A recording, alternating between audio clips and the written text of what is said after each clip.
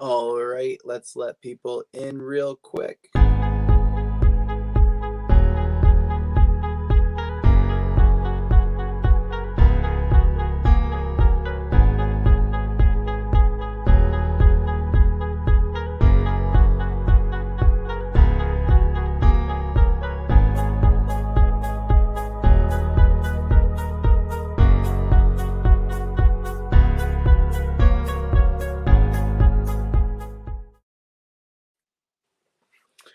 All right, so I'm here to talk once more with Animation Comics and Entertainment. We had an interview with them a few months ago. Dwayne is here to kind of talk about everything that they've been doing and what's been going on. But first, let's hit that intro. The Avengers. That's what we call ourselves.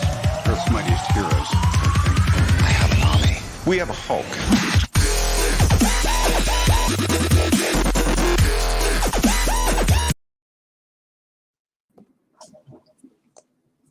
All right. Hey, what's going on, man? How you been? I can't hear you. You can't. What is going on with this? This is so. I don't know what happened. I heard you earlier, but the sound went out. I don't know what happens after I do that intro at the same.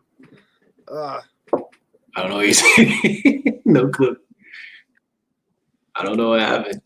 I heard you earlier, but now, nothing.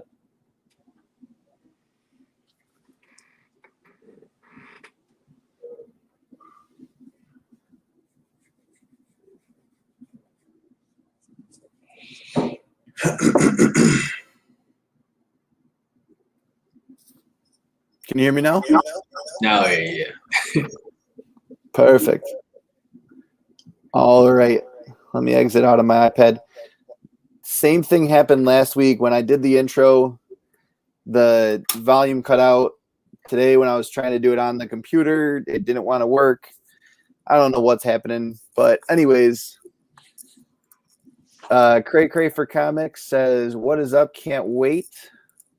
Good to see you, Cray Cray. So, Dwayne, we talked not too long ago. I want to say it was like back in October, maybe even September. And you were working on Michael's Awakening Part 1. Yeah. I got to ask, how did that all turn out? What did you think of it after, like, the reception to it and all of that? Well, the cool thing about our Kickstarter, though, is that our Salvation Issue 1 is actually a Kickstarter exclusive. So we haven't released it on outside of the Kickstarter. So anybody that purchases any of the awards that are pertaining to the Salvation Issue 1, they're actually going to be the first ones to actually view it, read the comic. Okay, that's awesome. Yeah, and we wanted to make it a little special for the Kickstarter. Very cool. So talk to us so that way people can kind of get excited. If they haven't seen that first interview, what is Salvation Issue 1 all about? Well, Salvation is the main character. His name is Vaughn, and he is a relic, which means that he is a person that is born with demon blood and human blood within him. And Vaughn feels that he always been sort of a tortured soul because of the fact that of his demon blood and his heritage, but also because of this mysterious curse mark that was given to him at birth. And he's in search of a powerful shaman that he believes that actually can give him more answers on this mysterious curse mark and possibly get the curse mark removed so he can finally find peace and salvation. That is so cool. And I remember when we talked with Caleb way back, we were talking about how, like, the concepts that you guys were coming up with, the differences and all of that from just everyday comics and like that mainstream comics is just so different from what you guys are doing. And that's the amazing part about this, is you guys are really diving into something that hasn't been dove into very much. Yeah, we're very different when it comes to the story choices. We've seen that a lot more and more. You know, most people like to do superhero stories or something that's kind of already been dived into a little bit into any type of genre it may be. With us, we kind of, I mean, we didn't really plan it that way. That was just the story that we came up with. It was like, hey, Okay. this is a cool idea, man. We never sat down and was like, let's do something different. No, that wasn't really the goal. The goal was to just create something that we, because my brother wrote the story. I'm just the artist when it comes to the Salvation story. And it was just something that we wanted to do. He'd been writing this story since he was young. So when we first started our company, he was like, hey, I want to do Salvation first. And I was like, all right, well, let's do this. I already knew the story. I mean, it changed a lot throughout the years to what we have now, but I think this version now is the best version. And I can't wait to get started on our future projects that we have coming up, along with issue 2 for Salvation and issue 3 for Nightfall. That's awesome. So I did kind of like dive into a little bit of Nightfall, and I got to say issue 1 gripped me. It was just a phenomenal issue. I love the different take, and it's just so cool to kind of see this whole new vibe from a group of characters that we've seen before in different comics and different ideas. And you know what I mean? Like, obviously there's vampires and werewolves all over the place since Twilight and whatnot, but I feel like Nightfall just really dives into something different. Yeah. Again, like I said, now this story I wrote, I also did art before, but this one is the one I created. And as I said before, when the first time I was here, it really kind of spawned from my hatred for the Twilight series. But as time goes on, because we wanted to make stories. Our first introduction as a company, we wanted to make something that was really kind of eye catching, something that was cool, but we wanted to have something that we could just at first really sort of like a throwaway story, just so we can get our feet wet and get used to the industry, the indie comic industry, But as I started to work on, Nightfall more and more and add more stuff to it, add things that, I want to see as a story, things just blossomed into what it is now. Now it's far from a throwaway story. It's actually a story that is very close to my heart because of so many things that we added. Because I would say, it is the action horror story, but it's also about family and sacrifice. And those things to me are a very different take on kind of action genre story, especially action horror story genre. So I think when I finished it, I really kind of sat back and realized there's so many multiple layers to the story outside of just what it being a werewolf story and a person of color. There's so much more to it, and that's what was really cool to me.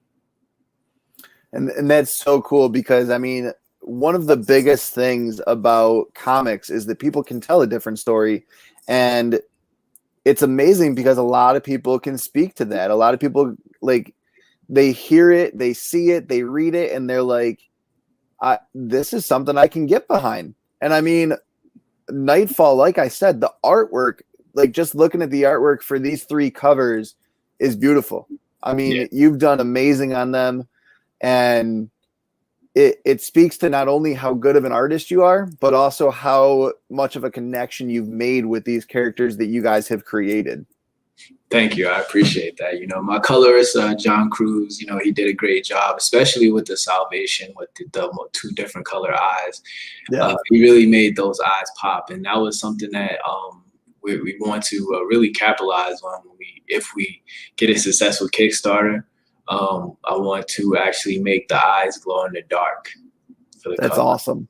Yeah, I actually think I was talking to the guy that does the printing that I wanted to work with, and he said it is possible. So that's something that I actually kind of want to do, But yeah, like when it comes to the Nightfall story, another cool thing is that it has a lot of Easter eggs in it. Some are personal, some are ones that are, anybody that can know about our company, knows about our company, will see it. For instance, there's references to salvation in Nightfall, small little Easter eggs like that. And, you know, it's a great story that I enjoyed writing. I'm going to continue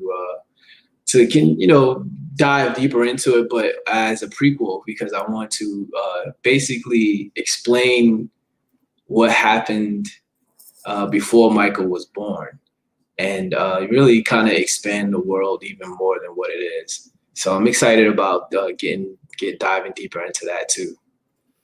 So that's awesome, because honestly, Michael just feels like a character, like I said, that you've kind of created in a way that he can grow bigger and bigger. And how big would you want this to get? Like, if this became, I don't want to say mainstream, but if this was something kind of like on the level of We Live, indie comic that has sparked a whole new kind of genre in a way, would you want to take it there? Or do you guys like kind of being like that small business? What's your vision? I would say that, yeah, I would. We are definitely talking about trying to make it into an animated series. Okay. That's one thing that we definitely are trying to work on now currently. But live action, maybe somewhere down the line. My girlfriend is actually a director, so that's something that awesome. she's always been telling me about. Like, yeah, you know, I'd love to direct a movie, or, you know, write something that I can direct. And, you know, so but I just kind of am enjoying the growth of people knowing who we are. You know, I think that's first and foremost, that, you know, we got to grow a bigger audience. That way people can really be excited for anything that we throw out, not just the two that we have available, because we have so many other future projects. You know, if you scroll down from the website, you'll see the other future projects that we have. The Immortal story, and we also have Brook City, which is down there. There you go. Brook City. So, you know, these two stories here that we have, they're very close to my heart. You know, the Immortal one is the one that I wrote, and then the Brook City story is the one that me and my brother wrote together. And as you can see, the characters resemble me and my brother, because it's so cool. But I would definitely say that the characters' personalities are like us, but like turned up to like 1,000 when it comes to like personality. And, you know, we wanted to incorporate a lot of, you know, pop culture references and things that, you know, we just consider funny. You know, the best way how I always describe it is, it's a Family Guy and the Boondocks had a love child. That's what the Brook City story would be. But, you know, it's very important too, because, you know, all of You're our speaking my language. Huh? You're speaking my language, Family Guy and Boondocks. Yeah, man, you know, those are two of our favorites. You know, me and my brother, we're always quoting something from the Boondocks. You know, like, and anybody else to look at us like, what are they talking about? And we know, but you know, it's either you do or you don't. You know what I mean? But it's really important that we have like something where it's lighthearted, you know, because we don't want to be known for just having very serious stories, because all the stories that we have here are very serious, especially the Immortal. I would say the Immortal story and our other future project, Ichi Warrior of Doom. Those two, when you talk about like drama, mystery, we don't have the cover for that one yet. We're not gonna show that one just yet. But that is definitely the next one that we're gonna do though. But man, those two, especially Immortal. Immortal is a story where, you know, it begs the question about what happens to a person after he saves the day. What are some of the things that he has to go through? You know, because this character, David Morris, he is the savior of an alien invasion. But during the alien invasion, he developed the ability to become immortal. And so it's like I said, it begs that question about, okay, what happens afterwards? So this character, the story takes place a few years after he already saved the world. So he's dealing with so much at the point where the story begins. He's dealing with depression. He's dealing with PTSD. He's dealing with, you know, just really feeling alone in the world, because he has seen all of the people that he's loved, you know, people that he grew up with, or people that he's seen in the military die from either, you know, being in the military, you know, maybe they passed away or was killed, but or just passed away from natural causes, because he can't die. So he, in the story, you meet his great great granddaughter, his his uncle 3 times removed. So it's like they all know him as, you know, this guy that can't die, and he, you know, has to take this as sort of like a hard understanding of, like, you know, okay, this is my life, but I can't, because at the same time he is a celebrity, you know, he is the celebrity, you know, so he wants to make sure that his life is respectable, and, you know, people can still be inspired by the things that he does on a day-to-day, not just from just saving the world, but, you know, continuing to be that stand-up person. So he has all these things that he has to deal with outside, but internally he's broken. That's why the cover of the title is like, as you see the font is, it's like a little broken, because that's kind of what his life is internally. And I mean, even you can kind of see like in the background too, and I don't know if this was done on purpose, but like the building behind him kind of seems like, not that it's crumbling, but that there's some fatigue on that too. Like, you know, like everything about even his face, he's kind of like, he's feeling this weight on his shoulders.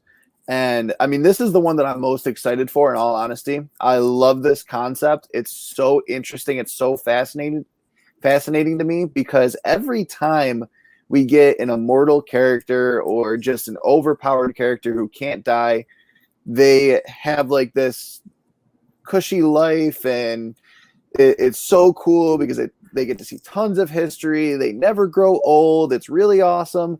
But like, David Morris is like that exception to the rule almost, who's kind of like, yeah, I get to live forever, but I'm also, like you said, seeing this person die off and this person die off. And it's just so interesting to dive into something that breaks that stereotype of immortal characters being awesome and being just this extremely cool, like nothing goes wrong. They're just there. I mean, Superman's one of my biggest ones, who is like that immortal, overpowered character that I go to and think of. Yeah. And yes, he has issues in his life, and obviously like there's stuff that happened in his past, but it's more so he dives into those, yeah, I get to beat up whoever I want and all of that. Like you never see him kind of outlive Lois. It's kind of interesting to have a character that's going to outlive the love of his life, that's going to outlive even his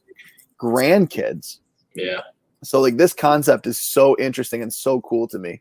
Yeah, and another thing too that I'm going to really enjoy diving even further into is doing the artwork, because the story is a futuristic story. So it's like a futuristic noir story. So there's a lot of time, you know, it's like dark monologues and things of that nature, but the story also is in the future. So a lot of things that we've been talking about, we're trying to create how we could imagine how the world will look, you know, where it's not gloomy, but there are elements of that dark stuff, dark world, I guess you could say. I don't want to say too much without if I go too much, then you'll understand too much, and then it'll ruin the surprises, you know. But you know, I would say that, like I said, the story is definitely a futuristic story, and you will see a lot of people living carefree lives and really benefiting from, you know, the world that he helped create. But there is still darkness within that resides within the world, because there are still people that haven't really recovered from him saving the world.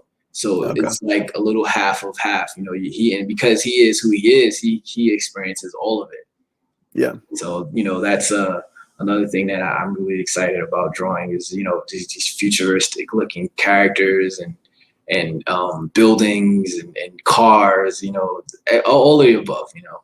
That's got to be so cool from an artistic standpoint, to be able to create your own world. Like you don't have to fit into what's currently there. Like you could draw New York City any way you want. You could draw California any way you want. You could make the United States half the size. Like something major could have happened and you could make it make sense in your story. And I mean, that's the cool part about drawing in the future. Yeah. You can go 100, 200, 300 years into the future and draw what you want and kind of access like that, the most creative side of an artistic standpoint to really dive into something no one's ever thought of.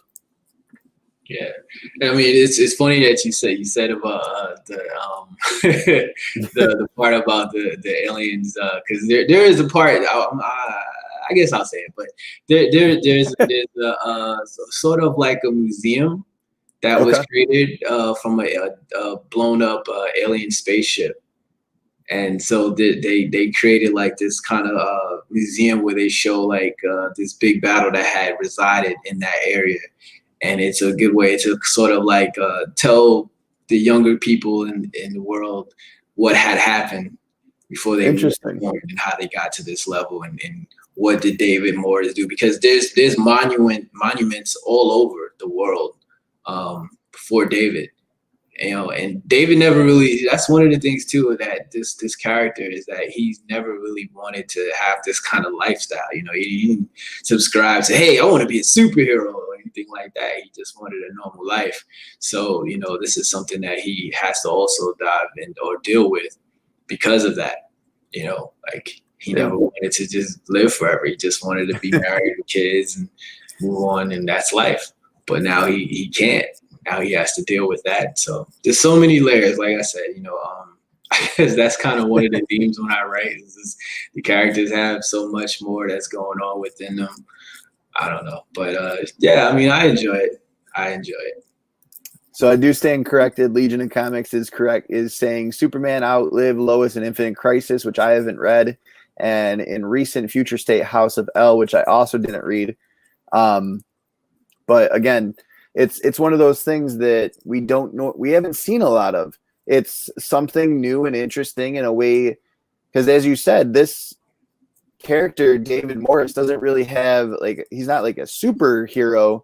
He was affected by this, right? He has powers, but he's kind of dealing with everyday life while also trying to be different, I guess is the best way to put it. I mean, yeah, I mean, he doesn't necessarily have like powers. I mean, I guess you could say that the fact that he is immortal, that he can't die, is his power. But outside of that, you know, he doesn't have like super strength or, you know, super speed or can see through walls or anything like that. He just can't die. You know, there's so many. There's a lot of because in the story, you know, there's a lot of backtracking to kind of explain how he got to certain feelings and things of how he was. So there's a lot of things that, you know, I can't really go into detail. No, of course. But when, you know, because when you start to talk about a story like this, you know, it's hard to really kind of not give away things. But yeah, there's a lot of backtracking that really kind of shows how or what happens when he so to speak gets shot or burned, or what happens exactly, you know. So that's so cool. Yeah, that's also, I actually finished a few pages from that part, and I think it's gonna come out really good. It's still dark, but it's dark. It's kind of dark because that part of the story is more of like I guess you could say a little lighthearted, yes, in a way, like a comedy. But yeah, there's so much that goes on within it. You know, we're not sure if we're going to make it a continuous series, but for right now, it's just going to be a one shot along with Brook City. So you've got yourself, your brother, and then a colorist on your team right now? Yeah, John Cruz. We have you know, people that we hired to do like social media and stuff. But yeah, when it comes to like the comics and stuff, it's just us three. That's awesome. Yeah. So I mean, small group of guys who love comics, love creating. I mean, that's kind of awesome. You know, it's one of those things where it's like, wow, it's almost like that dream come true type of moment where as you said, you've had these stories in your head for years and you've started to put them onto paper and whatnot. And how much of a shock was that to actually finally see what was up here kind of put onto the screen and the paper and all that? That was like a huge, like, man, I can't even describe it. Just, you know, to finally have something that you always was putting down and, you know, thinking, oh man, this would be a nice idea for a story, but never really putting anything to it, you know, and then finally actually start to write it and then, you know, draw it and see it come to life, have it in your hand for the first time, you know, that's amazing, you know. That's one of the things that, you know, we're hoping that we can get with the Kickstarter, you know, because we wrote originally Nightfall and Salvation issue 1. Issue 0 for Salvation and Nightfall issue 1. We had it originally as comics, but we looked at it and, you know, we decided to change a lot of the things and add more dialogue to really kind of bring more of the character out in the world. So we kind of just revamped it.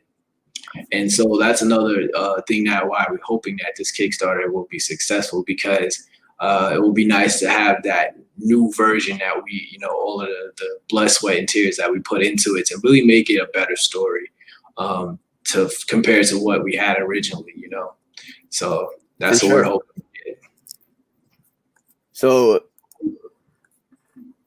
how, in your creative process, do you do pencil to paper? Do you do all online? Yeah, I'm digital.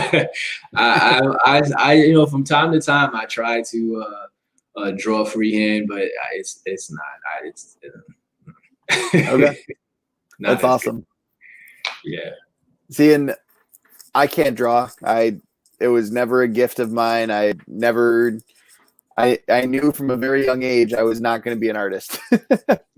I do enjoy writing. I do love to like put a story on the paper and whatnot. I took a creative writing class in college and enjoyed coming up with characters and creating different ideas and concepts and storylines.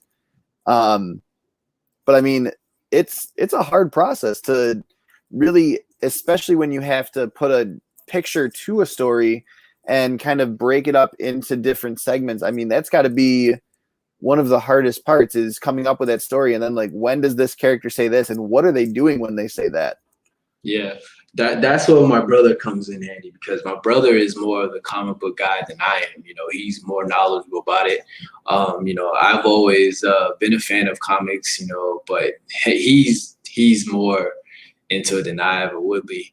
You know, I would say I was more of like the animation guy. Like, I like to watch the TV shows of the comic. You know, like that's kind of how I started. You know, I watched X-Men and was like, I love this, and then I want to read the comics, and that's how it started for me. You know, well, my brother, he already knew all these characters when the TV show was out, so you know, it was a little different. So you know, he always kind of told me, because when we first had the idea to do any of the stories, you know, we practiced with just like little sub characters that we had, and I would just be drawing this. And he's like, no, man, you got to have some structure. You got to put it this here and this here. So he's the one that kind of helped me really learn how to rearrange and what to put what. And that's enough. All right, go to the next page type thing.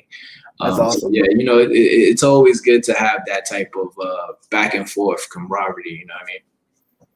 That's so cool. And especially since you guys are brothers, you get to kind of have that tit for tat kind of thing where you're working with him and he's working with you. And I mean, how strong is your brotherly bond before and after all of this?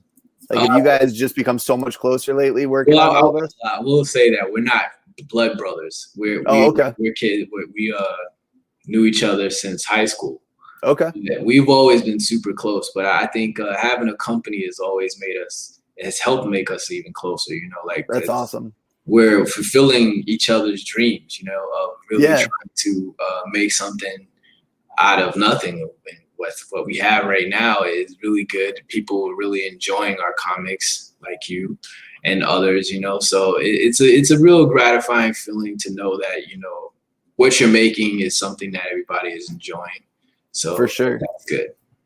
So speaking of fulfilling dreams, you guys have a Kickstarter going on, and it's definitely off the ground. It's not at its goal yet. I want to just show it and have you kind of speak to it. So what is your Kickstarter going to do? Like, what's your plans for all of this? So our Kickstarter is basically to help fund our comics. I mean, to get our comics printed.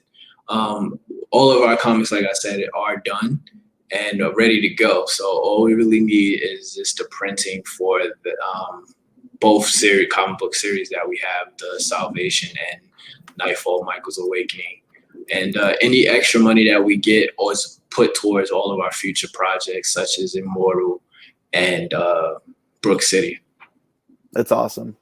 Yeah. So if I give to you guys for your Kickstarter, what do I get in return? Just for my viewers.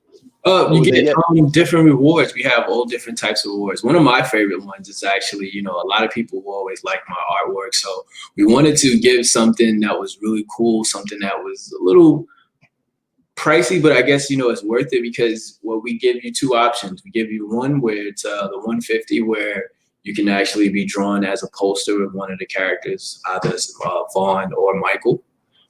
Or you can actually be in the comic and still have the poster, but actually be with both characters. So, that's something that you can actually keep forever, way before, even if the company goes under or, becomes huge.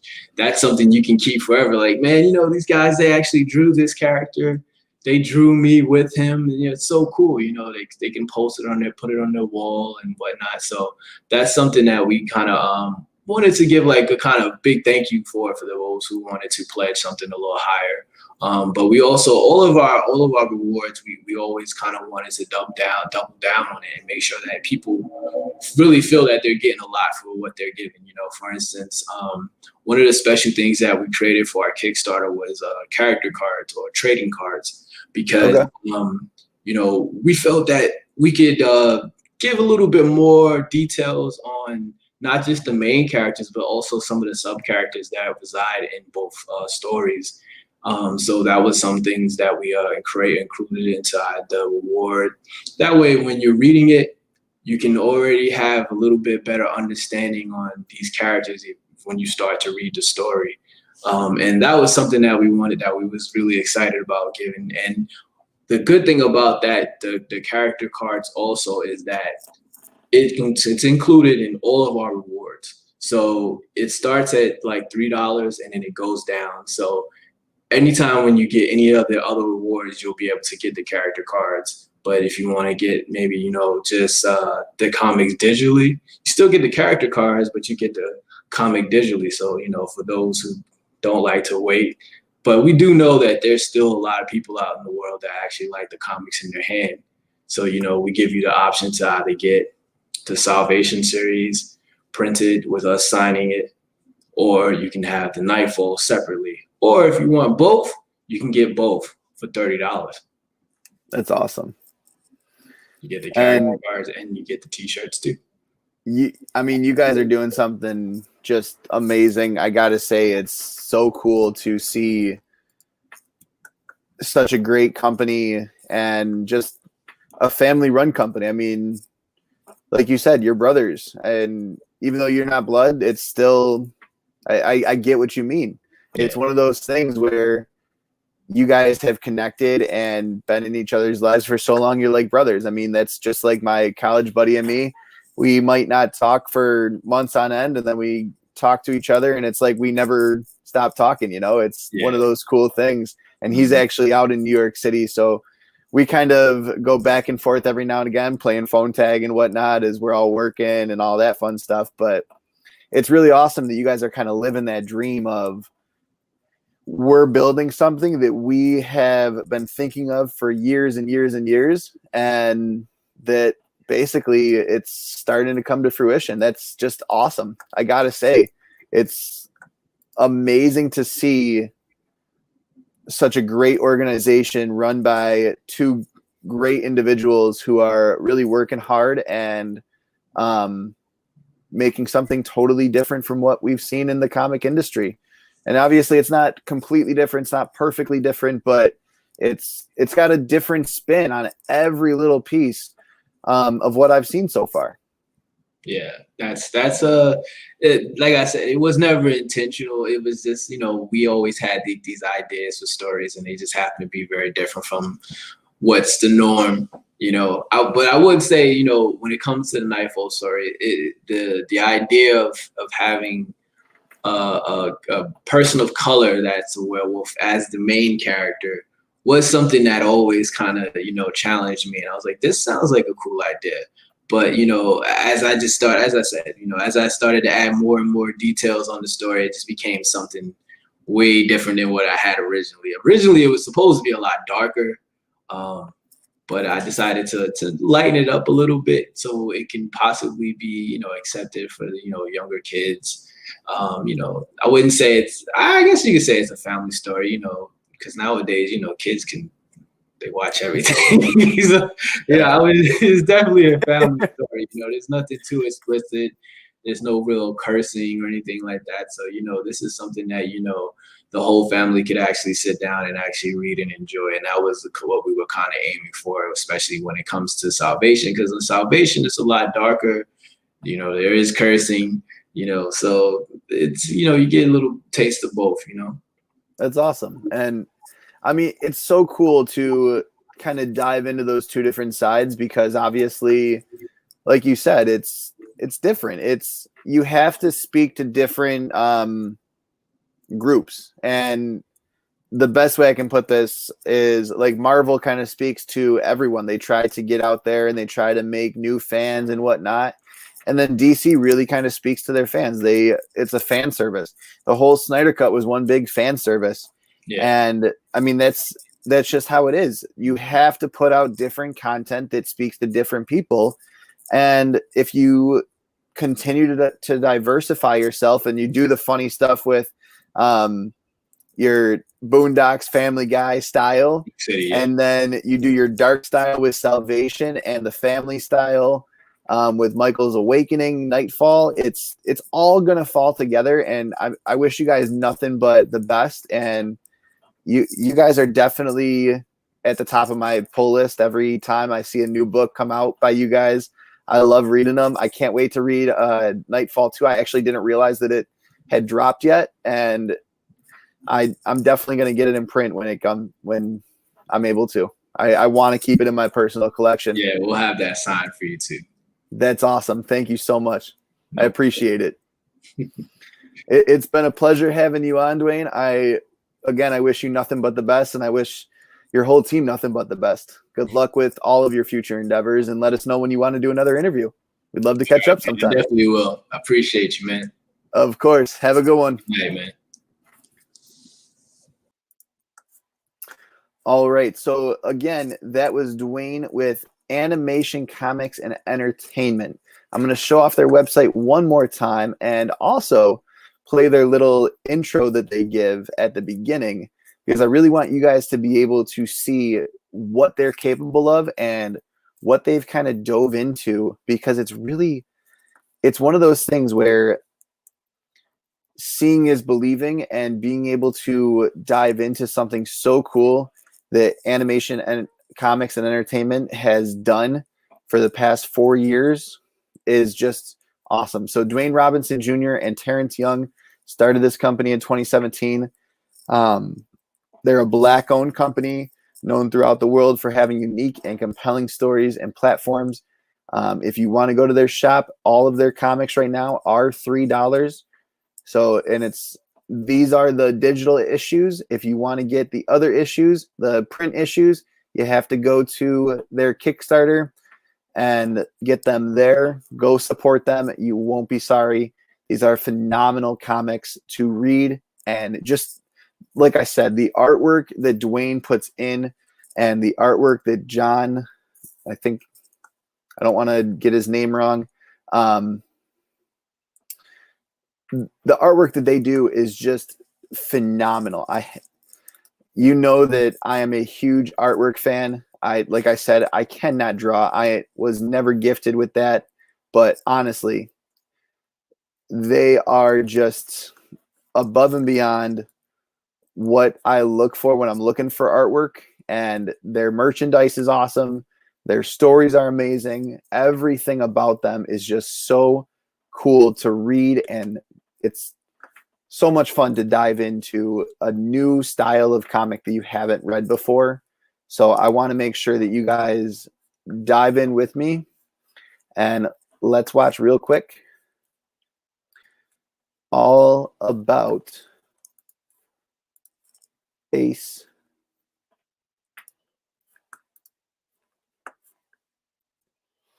Let me just scroll up.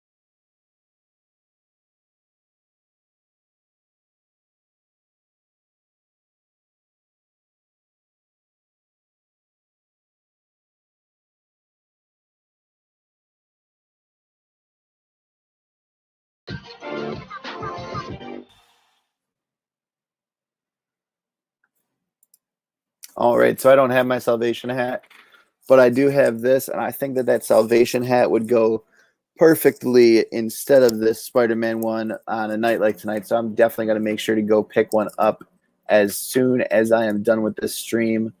But I want to talk more about something that I have been thinking about for quite some time. And as a Marvel fan, I had to wear a Legion of Comics t-shirt that I got from him. If you don't know who Legion of Comics is, go support them. Go support him, Mark. He is an awesome individual who absolutely just loves comics. That Spider-Man hat is dope. I actually got it from a buddy of mine who lives in the area. And honestly, go support Legion of Comics. He's just past 600 subscribers, well on his way to 1,000, probably by July. That's my guess. That's my prediction, is that he will be at 1,000 before July. And honestly, to be a diehard DC fan right now has to hurt. So my wife isn't a diehard DC fan, but she does love Wonder Woman. And she also loves her Harley Quinn. And speaking of which, here he is, Mark from the Legion of Comics. What's up, buddy? You know, I'm very upset with everything that's going on with DC right now. And it's not DC. I don't want to say that wrong. It's Warner Brothers. They bought out DC way back when, and I'm not sure the whole story behind it. Obviously, like, Sony bought some Marvel heroes when Marvel was going to go under. Fox bought some Marvel heroes when they were going to go under in the 90s and whatnot. They licensed them. They didn't buy them. They just licensed the characters. Like, So- Warner Brothers legit owns DC. Yeah. They have for a long time at this point. Like how Disney owns Marvel, Warner Brothers owns DC. And it just seems like Warner Brothers is not allowing nice. Burn it. I love that movie, man. You So know, fun. I love Fantastic Four. I love the Silver Surfer, except for Galactus. I wish that we got a real Galactus. They But just didn't commit to it. They could have done like one scene, like when he flew up in there, like when there's like the little silhouette of movement coming at him. They could have just had him sitting in his chair and done the exact same thing. Just gave us one cool shot of him just to tease us or something. For sure. And so, like, Warner Brothers is basically saying they're done with Justice League, from my understanding. They're done with the Snyderverse. Zack Snyder is not going to make another DC movie anytime soon. You know that's exactly what they've been saying since 2017, that's not new? pretty much. I mean, that wasn't a new announcement they made. They just Warner Brothers didn't want the Snyder Cut to happen, period. They just didn't want to spend any more money on it, but luckily they didn't have to. Warner Brothers didn't spend another penny on it. Like we're into this new streaming era and everything, and HBO was able to pick it up and run with it. So the power of a movement and different people besides Warner Brothers realizing there's potential there. Yeah, I wouldn't expect Warner Brothers to do anything else with it. And, there's already the hashtag Restore the Snyderverse that in the last 24 hours had over 1.5 million retweets in the last 24 hours. And so, depending on how well it does for HBO Max, their streaming platform and all that good stuff, I think the best case scenario is possibly seeing some HBO Max original properties that they're not in canon with anything that DC's trying to do with other stuff, but maybe have maybe a separate little endeavor, just using the Green Lantern show that's coming up as an example. They could easily just with a couple of Jessica Cruz, man, that's awesome.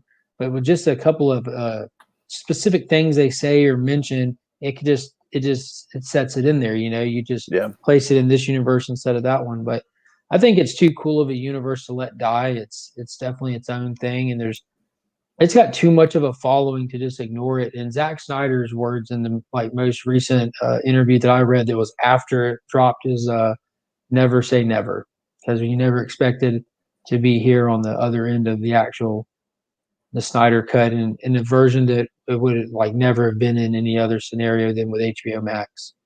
For sure. And I mean, so I'm only an hour into the Snyder cut. I just haven't been able to find the time in my schedule. I know. And I got to say, I'm loving it. I told you about the one scene that I'm not a huge fan of, that I don't think was needed. That terrorist scene. The Wonder Woman scene. The scene. It's not something that I think they needed to keep in there. I think that it could have cut down the runtime. I do like the way that Zack Snyder changed it and did a little bit more with it. Oh my gosh, dude! Have you seen the Have you seen the side by sides for that scene where, dude, he added in some cool stuff. I think they just wanted an opportunity to, in a movie that's 4 hours long, you have to take opportunities to showcase because for sure that was a huge little amp up scene for me personally. There was nothing about the overall plot that introduces us to other than where Wonder Woman is at the start of this movie. That's all. And they could have just shown her in the museum, just dusting the face of the stupid statue. But this was a lot cooler way to do it. We see where she was at. We see that she's working. She's not hiding. I mean, there's a lot more to be said to that scene other than it moving the primary plot of the movie. So there's plenty in it. Just, I mean, I do agree with you. If your goal was to shorten runtime, you could have definitely attacked that scene and not lost any context of the movie. But it definitely, for me, adds to the movie because, like I said, I know where she is. I know what she's doing. She's not hiding. She's not just protecting people, but she's inspiring people. She's doing what she's supposed to do. There's little kids that were there and everything. She stopped to check on them at the end of this one. And, my daughter, I've learned here very recently to springboard a lot of stuff off my 13-year-old. And she was all giddy in that scene. And I got to say, one of the coolest parts about that scene is the end. It is the ending of it, where Wonder Woman says to that girl, I can't remember her exact words, but it's powerful. And I totally agree. That movie or that scene in a 4-hour movie totally makes sense. You get to see where she is.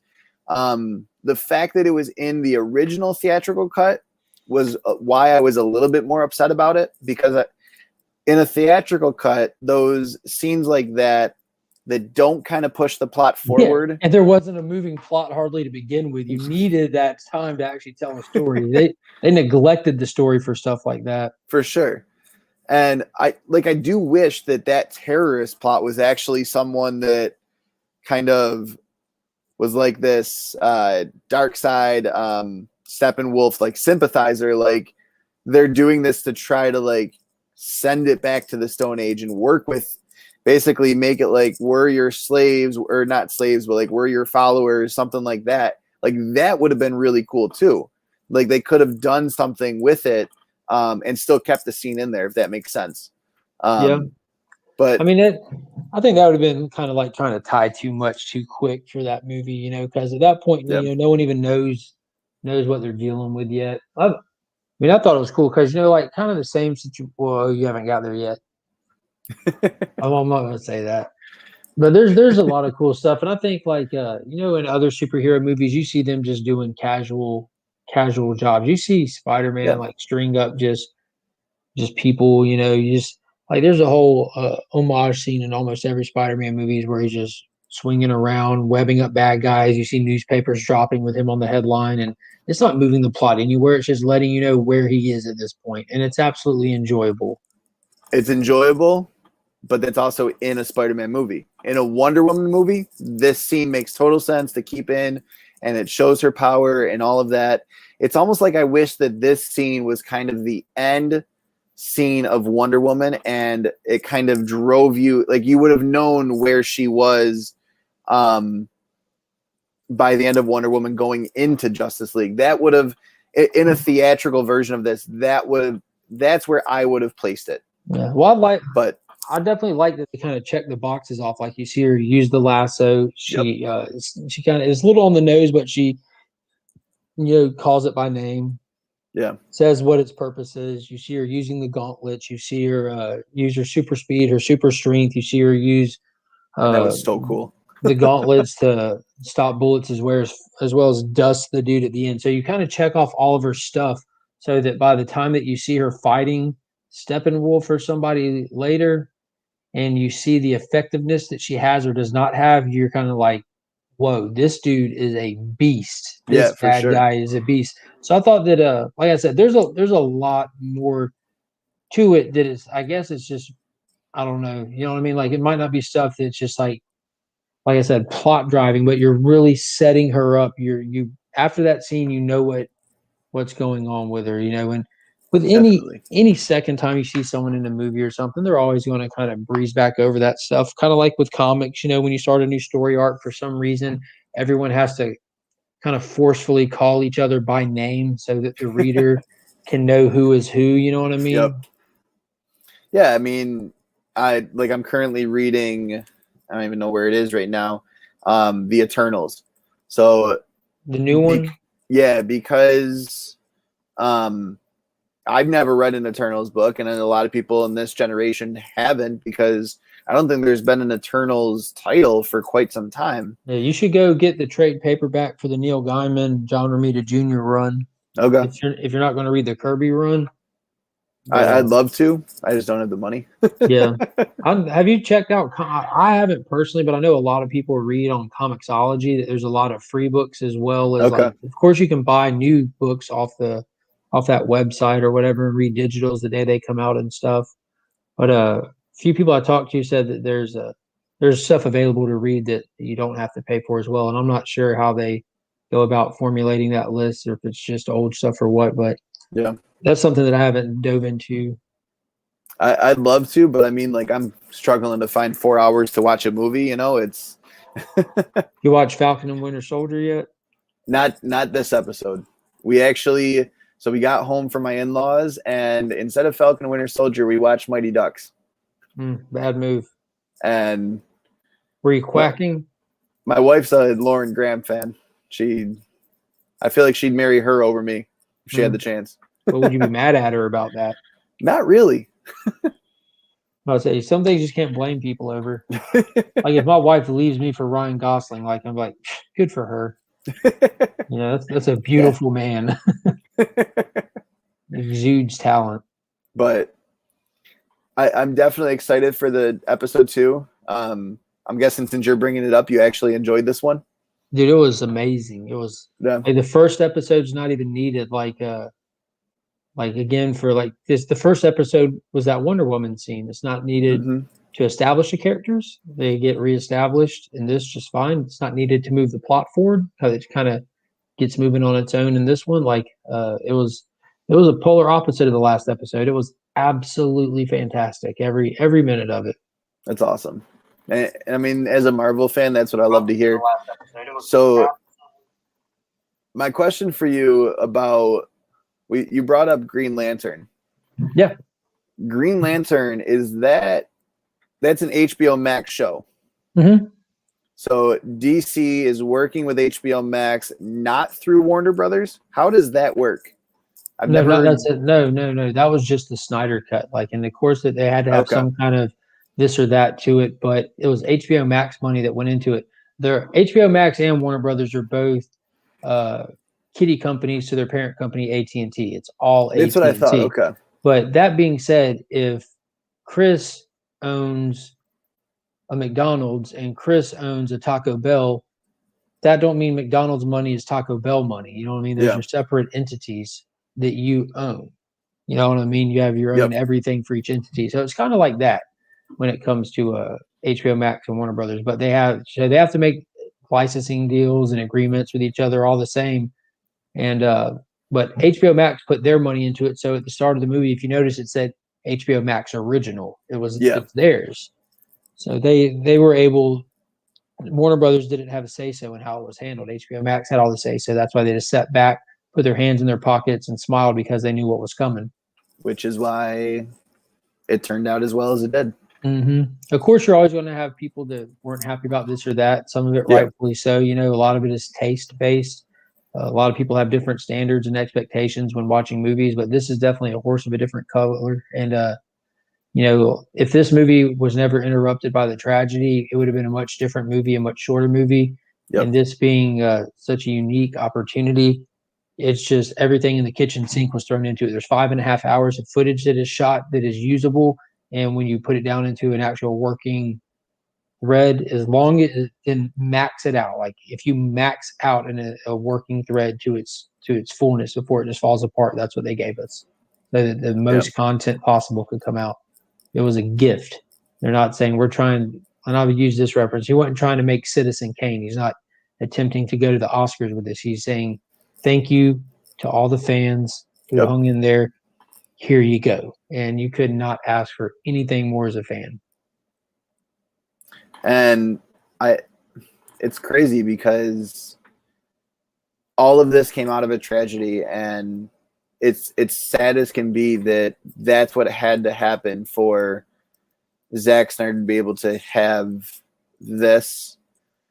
But it's one of those things where it's like, as much as it's a feel best for case him, scenario. yeah, it's a best case scenario. Exactly. As much as I feel for Zack Snyder, it's like he took that energy that he knew his daughter would want him to put into his projects, and that she probably always loved that he put into his projects, and he ran with it. And I mean, honestly, if that ever happened to me, or if that ever happened to someone close to me, the best medicine is to throw yourself into something that makes you honor that memory. And I have no clue how I would react. I can't even fathom going on like losing a child. But the fact that, I don't know, I commend him because like coming back to work, you know, on a project, you know, there's got to be like emotional ties, you know, like tragedy happens when you're at X, Y, and Z. Going back to X, Y, and Z, it's got to stir up memories, you know, and it's got to hit you emotionally. So I commend him. Yeah. And unfortunately, I actually do know someone that had this similar thing happen to them. And honestly, it's one of those things where there's no words. I had no idea what to say to her. And like, even my dad just doesn't talk about it. He doesn't bring it up. He knows how much it hurts and just kind of lets it be what it is, because there's no way to fix it. There's no way to solve it, but she lives each and every day for her daughter, and I commend her for it. I love her to death, because it's not easy. It's one of those things. But anyways, I don't want to get into all that. Because that's not what this channel's about, and I feel like we did.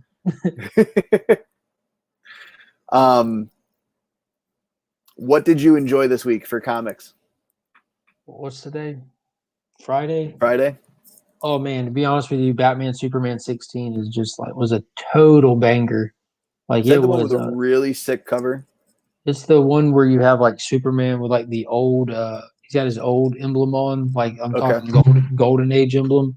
I Yeah. have it right here. But I saw that. I can't remember whose channel I was watching, but both of them were talking about their top 10 books from the week, and that my God, it was so good. Here it is. Yeah, it was this. This was the cover. Okay, I'm thinking This of a is the different cover. one then. This is the cover A, at least. The cover Okay. B just has Superman and Batman on it, and it's done in like this cool old school format. It almost looks like the Fleischer Brothers studio. There he is. But What is up?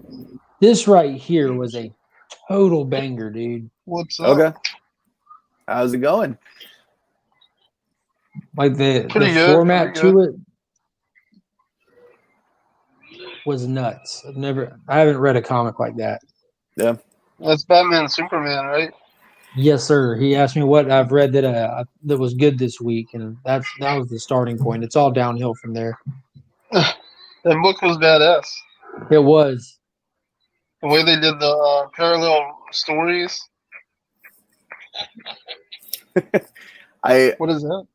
This is the Amazing Spider-Man 62, the 1 in 25 variant. I honestly wasn't sure if I was going to pick it up, but I brought Easton with me to the comic book store. I picked him up from daycare, and I was like, "Hey, you want to go see Chet?" He goes, "Yeah," and we went to Rhino's and started talking to him and whatnot. And he said, "Easton, how old are you now?" And Easton just got really shy, but I said he's 2. He just turned 2 a couple weeks ago. He goes, "Oh, 20% off the new books plus 30% off your whole purchase because it was his birthday and I didn't get him anything." So there you go.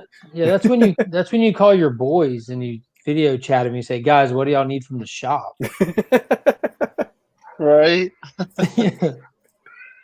But I picked up this book because I was like, you know what?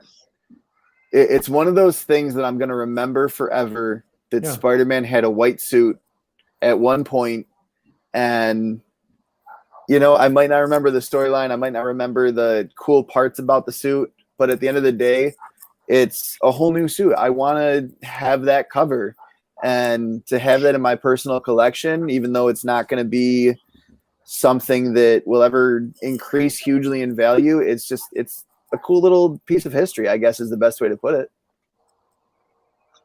Yeah, and you never know what'll connect with somebody, like when and where, Yeah. Like, having a son and stuff, he might pick that up and read it one day, and that thing will become his thing, like. Exactly.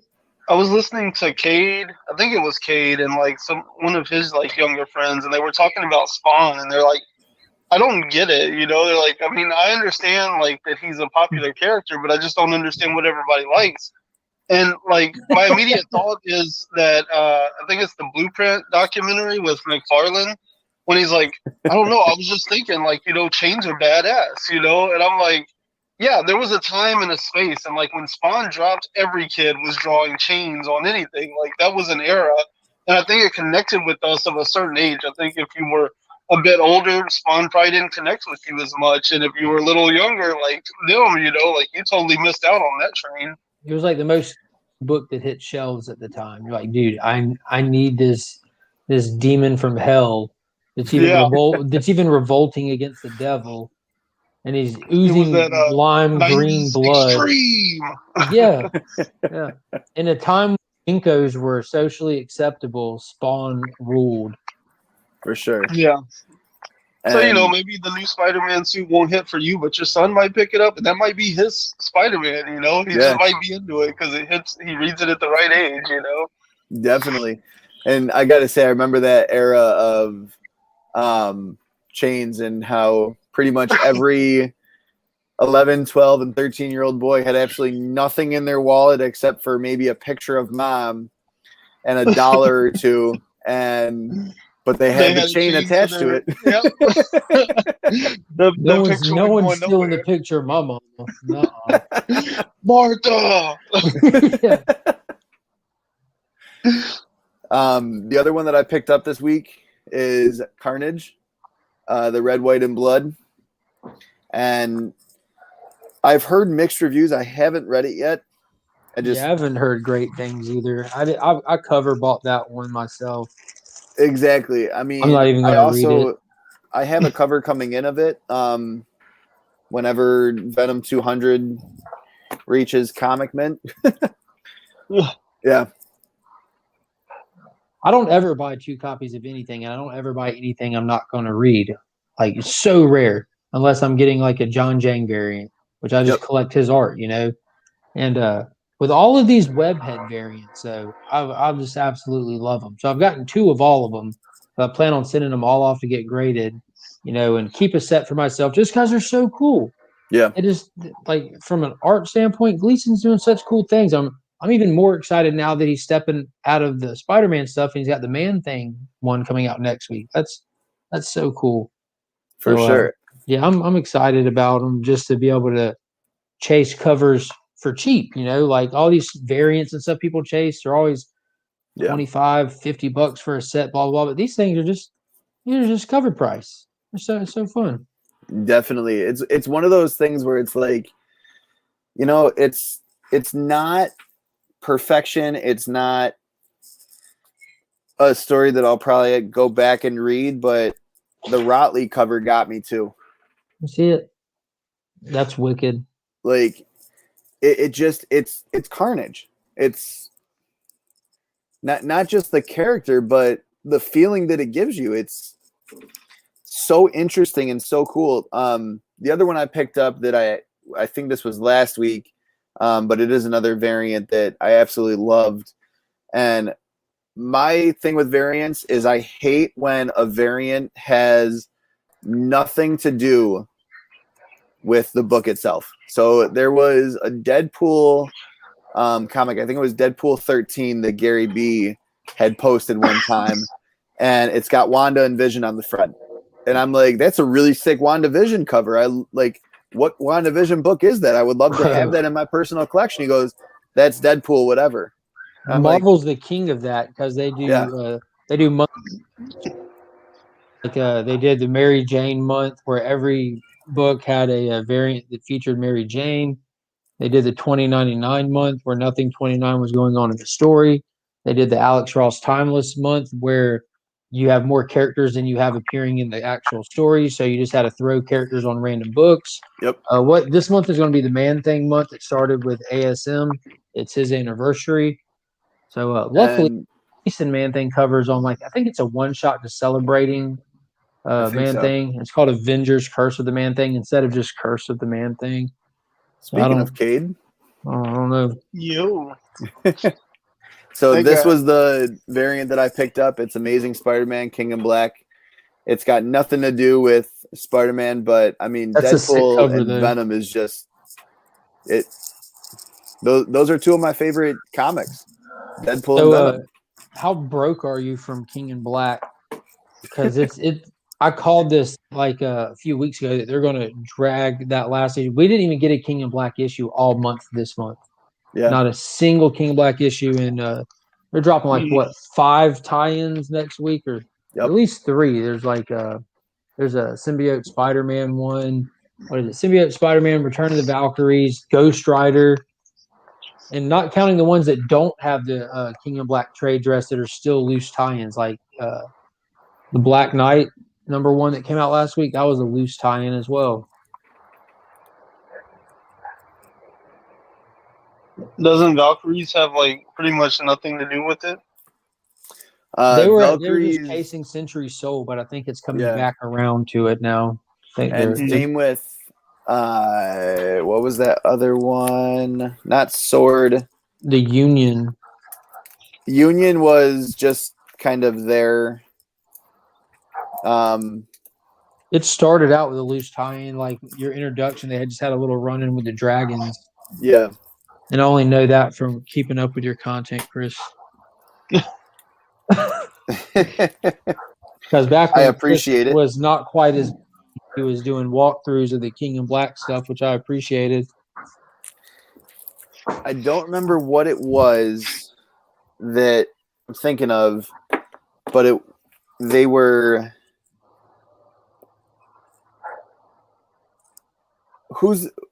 what superhero team? Oh, Thunderbolts.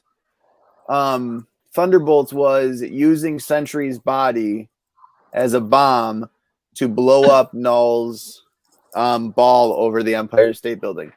And so you they have a ended ball up, around the Earth and then a secondary ball around the Empire State Building? that was housing Doctor Strange. Oh, wow. And then there Gandalf was the Strange. And you were talking about me? I just got here. I guess your ears were ringing, Cade. But yeah, it was all an illusion, and I don't mind giving that spoiler because it's worth reading because there's some cool comics heroes in it, and it's Thunderbolts. So if you like Thunderbolts, it's definitely something to pick up. But it's one of those books that I'm never going to read again. It's just I like to have a full run of a big comic event. I'll tell you what, about 90% of the collection I won't read again. Yeah. You know, most of the collection is just keeping up with the comings and goings of the characters I love. Yeah. Now, certain arcs, certain stories, certain events that really hit, you know, I go back and reread those. And normally, I end up with a collected volume of them somewhere down the road. Like, just as an example, We Live, like that. I've read that twice now, and I'm sure I'll get a couple of trades of that because I'm going to get some of those out and about when they come in. So I bought Moon Knight 12 for $1 the other day at a sidewalk sale.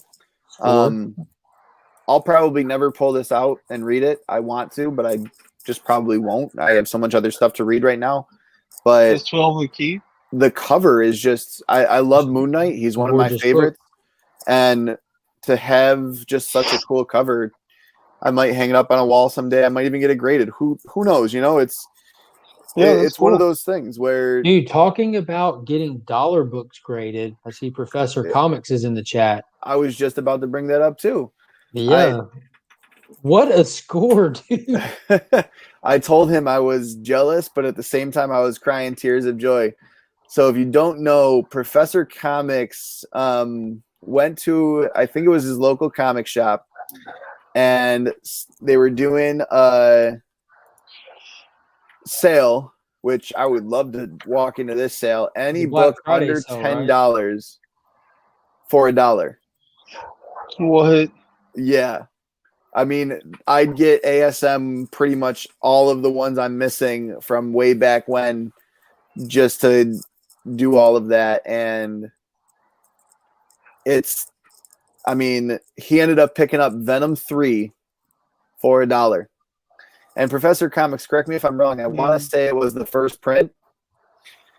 And not only did he send it off to CGC, but he had it signed by Donnie Cates and Ryan Stegman, and it came back at a 9.8. So, I mean, if that's not the ultimate win, you won the dollar box for the year. Yeah. That just made every bit of 2020 sucking turn out phenomenal. Right. Now you just better pray to God this next issue of King in Black lands your way. Oh man, I'd be tense. The one thing that I have been picking up with King in Black that I've absolutely been loving is all of the tattoo variants. I don't know if you've seen them, but they are just, this is from issue 2. They're just such cool, interesting variants that have been coming out each week. And Betterman he's nailed every single one of these. I think it's issue 4 that he did Doctor Strange on. Issue 3 was just a cool little tattoo. Issue 1 was really interesting. He's just killing it. And then I don't know how you guys feel about Scotty Young, but I wasn't going to pick up this book. I'll say that right off the bat. When I saw the Scotty Young cover, because obviously having a son and being able to see Comicade, it's an awesome video. Honestly, it's just so cool to see someone pick a book out of the dollar bin and have that work out so well in their favor. So anyways, back to this book. It's a Scotty Young variant. It's a book that I would never normally pick up, but now I have to read it to see what it's all about because I grew up on these movies. I loved them. They were so interesting, so cool. Yeah, he did good with that one. Like, I don't chase his art, but yeah, some of them look really, really good. Isn't that called like Chibi or Chiba? I forget the name of that art style. Chibi. Soul Twice does a lot of art like that really well. I got some art from him. I mean, my thing with like a hyper stylized artist like that is, it kind of wears on you, you know. Like I think Scotty Young does something really cute, and like really cool, you know. But there's only so much of it I really care to look at before it kind of all becomes the same thing to me. Same thing with Peach Momoko. Like yeah. I feel like she was okay for me for like the first like month or two of that, and then it was just like I was so tired of seeing her style on everything. You know, like this hyper stylized style, you know, like it just gets old after a while. Yeah, she's got to do something big for me to pick it up. You know, I mean, Scotty Young, I usually pick up those covers, and actually they speak more to my wife than anything else because they're that kid version of the comics, and she's like, "Oh, it's a Bubby variant." Yeah, So, he works with children's books. Like that's something that he does outside of comics. and Oh, really? I love that his name is Scotty Young. I don't know if that's a pseudonym or something, and he does the Young style of covers. It's so cool. Yeah. I would love to know where he got the style from and like what drove him to continue or even like dive into it. You should message him on Instagram. Tell him to come on your channel so you can ask him. I've Yeah. tried. Or you've reached out to It him. reminds I me of reached like out to him, Stegman, Gleason, Kate. it reminds me of like kind of a mix of like the anime chibi style and like Funko Pops. Mm-hmm. Yeah. You just named like two things that I've had enough of. Yeah. The only Scotty Young cover I have is a Maestro variant from Warren Pax #1. That's because I pick up all the covers for that series, that Hulk series. Big Hulk guy. This is all Hulk stuff that I scored in the last couple of days. This is a stack of Hulk keys. Wow. Nice. That video comes out Monday. Next time I go to, if it's still there, someone who like sells his artwork at the comic shop I go to did a painting. I think it's of like 2 or 3 different Hulks, different versions of him, on like a nice piece of plywood, and it's so cool. We're walking into the store, and if you've been following the channel for any bit of time, you'll know that my son loves Hulk and loves Spider-Man, and calls Spider-Man Dada and calls Hulk Papa, which Papa's his grandfather, my father-in-law. And I'm like, okay, so what about Papa speaks Hulk? But we find it funny because he has a short fuse sometimes, and my father-in-law finds it hilarious because he's like, "Oh, I'm the strong guy." That's totally me. So we're walking in, and I'm going to open the door, and it's right there at the door, and he sees it, and he just goes, "Papa, Papa, Papa." I'm like, if that wasn't $50 and I was a bigger Hulk fan and it wasn't like a joke to me, I would totally pay the $50 for it. Now, is this because you and your wife run around your house and cosplay all day with your kid? No. Is that where he calls Spider-Man Papa from? No, so he actually, his whole room is Marvel themed. And he started talking way back when he was like 9-10 months old, and he had different superheroes above his changing table, and he started just saying Dada, Mama, Papa, or Nana, all of that, and it kind of just started turning into, oh, this person is so and so, this person is him, this person's her. And so like he'll go between Black Widow and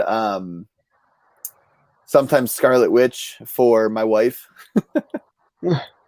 And she's like, "Hey, if that's what I look like, Sweet. Very cool. Yeah, my son's room is Batman, but he calls him Batman because you don't call Batman outside of his name. My son's also just turning 2, so Yeah. Spider-Man right now is actually psst. That's perfect. Yeah, I remember you mentioning that. That was hilarious. I would say, what do you want to watch? And he goes, psst, or RAR for Lion King.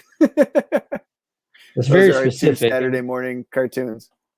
Finn's the same way with a lot of stuff that has how a lot of cartoons have really long names. Or there's a streaming service called Boomerang that has like a lot of old Tom and Jerry and Scooby Doo and stuff on it. And he just calls it Scooby Doo Netflix because he can't say Netflix good. He calls it Netflix. So that one is just Scooby Doo Netflix because the icon for it has Scooby Doo on it. Okay. It's pretty funny. That's awesome. Kids say the darndest things. Yeah. So, Ryan, we were talking about DC earlier, and I wanted to ask you this question, Mark. I know we've talked about it a little bit. What would you say to DC just breaking ties with Warner Brothers and becoming their own studio? Would it be beneficial? I think that would be. Oh yeah, that would be great. I mean, yeah, there's no way it would happen, but yeah, that would be great.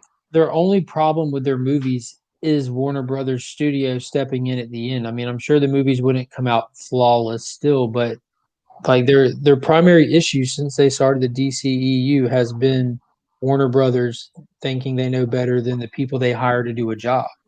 Yeah. Like that's their only problem. That's their main problem. Yeah, but there's just no way. Even if they bought their own rights, they still wouldn't have the money, the capital to make movies. That'd be a huge step without Warner Brothers. Because you have to remember, Warner Brothers and Disney are just about the only studios left. Yeah. Everything you're watching comes out of one of those two, or else you, for some reason, have an Apple TV subscription. What is That's Apple all TV that's left subscription? anymore. Same thing as YouTube TV, Hulu.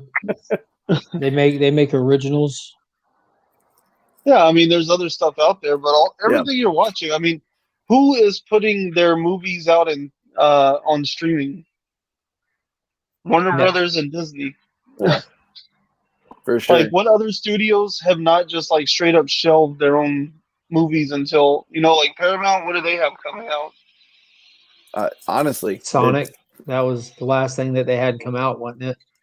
Yeah, but it's they been a don't have a while. streaming platform to put their movies out on right now. They have a channel on other people's stuff, which that's not nearly the same thing. Just having Universal. When we're not going to see another Universal movie until we get back to theaters. So everything that we're watching is it's either Warner Brothers or Disney. That's pretty much all that's left anymore.